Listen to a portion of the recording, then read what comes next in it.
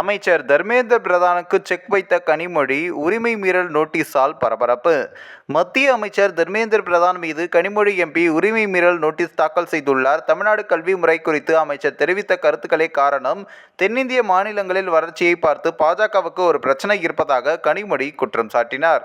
திமுக MP Kanimozhi மத்திய கல்வி அமைச்சர் தர்மேந்திர பிரதான் மீது திங்களன்று பாராளுமன்ற உரிமை மீறல் நோட்டீஸ் தாக்கல் செய்தார். தமிழ்நாடு கல்வி முறை மற்றும் மும்மொழி கொள்கை குறித்து அவரது நிலைப்பாடு குறித்து பாராளுமன்றத்தில் அமைச்சர் தெரிவித்த கருத்துக்கள் எதிராக இந்த நோட்டீஸ் சபாநாயகரிடம் அளிக்கப்பட்டுள்ளது. பாராளுமன்ற விவாதத்தின் போது தமிழ்நாடு எம்பிக்களை நாகரிகமற்றவர்கள் என்று மத்திய அமைச்சர் தர்மேந்திர பிரதான் குறிப்பிட்டதாகவும் கூறப்படுகிறது. கனிமொழி இந்த கருத்துக்களால் மிகவும் கொதிப்படைந்து நாகரிகமற்றவர் என்ற வார்த்தையை இழிவான மற்றும் பாராளுமன்றத்திற்கு புறம்பான வெளிப்பாடு என்று தெரிவித்துள்ளார். தேர்ந்தெடுக்கப்பட்ட பிரதிநிதிகளுக்கு எதிராக இதுபோன்ற கருத்துக்கள் ஏற்றுக்கொள்ள முடியாதவை என்றும் அவர் தெரிவித்தார். இதனைத் தொடர்ந்து பாராளுமன்றத்திற்கு வெளியே செய்தியாளர்களிடம் பேசிய கனிமொழி, எங்கள் முதல்வர் மற்றும் எங்கள் எம்பிக்களுக்கு எதிராக பயன்படுத்தப்பட்ட வார்த்தைகள் மிகவும் மோசமானவை எனவும் தெரிவித்தார். நாகரிகமற்றவர் என்ற வார்த்தையை இந்த நாட்டில் எந்த மனிதனுக்கும் எதிராக பயன்படுத்த முடியாது. இது பயன்படுத்தக்கூடிய மிகவும் இழிவான சொல் என கூறினார். எனவே அமைச்சருடைய பேச்சுக்கு எதிராக நாங்கள் நோட்டீஸ் கொடுத்துள்ளோம்.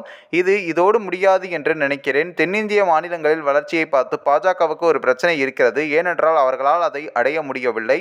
மும்மொழி கொள்கையை மத்திய அரசு கையாள்வது குறித்தும் கனிமொழி அதிருப்தி தெரிவித்துள்ளார். இந்தியாவில் உள்ள பள்ளிகளில் 3 மொழிகளை கற்பிப்பதை முன்மொழியும் மும்மொழி கொள்கை குறிப்பாக தமிழ்நாடு போன்ற தென்னிந்திய மாநிலங்களில் ஒரு சர்ச்சைக்குரிய விஷயமாக இருந்து வருகிறது. அங்கு ஆங்கிலம் மற்றும் தமிழ் ஆகியவை கற்பிக்கும் விருப்பமான மொழிகளாக உள்ளன. இந்தி மொழியை பாடத்திட்டத்தின் ஒரு பகுதியாக திணிப்பதற்கு திமுக எதிர்ப்பு தெரிவித்து வருகிறது. இது மாணவர்களுக்கு தேவையற்ற சுமை என்றும் தெரிவித்தார். மக்கள் தொகை கட்டுப்பாடு தொடர்பாக தென்னிந்திய குடும்ப கட்டுப்பாட்டை மிக துல்லியமாக பின்பற்றி வருகிறது. இப்போது நாங்கள் தண்டனை பெறும் கட்டத்தில் இருக்கிறோம்.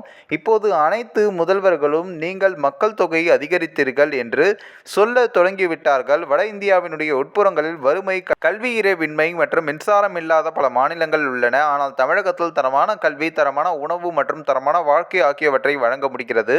அதை பயன்படுத்தாத மாநிலங்களில் மத்திய அரசு இதை செயல்படுத்தவும் அதை பயன்படுத்துவதற்காக அவர்களை தண்டிக்கவும் இதுவே நேரம் என்றும் அவர் கூறினார். நாங்கள் தமிழ்நாட்டில் 2 மொழி கொள்கைகளை பின்பற்றி வருகிறோம். ஆங்கிலம் மற்றும் தமிழ்.